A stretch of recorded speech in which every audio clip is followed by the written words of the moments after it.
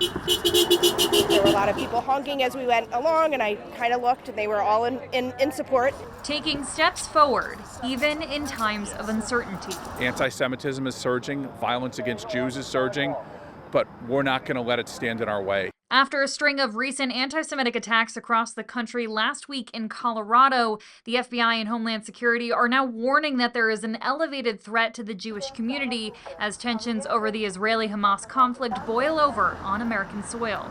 But at the Har Sinai-Oheb Shalom Synagogue, a weekly gathering of what's normally a few dozen grew to more than 450. Marchers calling for the release of the Israeli hostages as part of the Run for Their Lives movement. 611, run for their lives, bring them home now, we stand with Boulder. As a community, we wanted to come together and make it clear we were not going to be intimidated.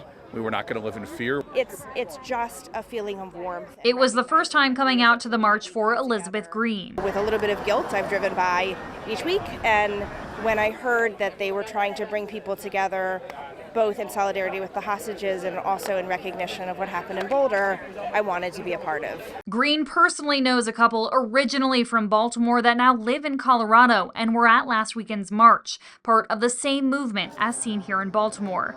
They're okay, but 15 others were injured in the firebombing attack. Additional private and public security flanked the group on Sunday as they sang prayers and marched around the neighborhood, making Green feel safe. But she says it was important to be there, no matter what. When you're doing what you need to do, you may put yourself in danger. And when it comes to Israel, we believe in Israel. Marchers from across the spectrum of the Jewish faith, young and old, stood side by side, walking shoulder to shoulder. It makes me feel happy that so many people are supporting Israel and want to spend time on their Sunday, their free time, to come and spend time walking for Israel. This movement will continue every Sunday morning until the hostages are returned home. What we do is making a difference. Though they enjoy the camaraderie, the hope ultimately is they will not have to return for another week.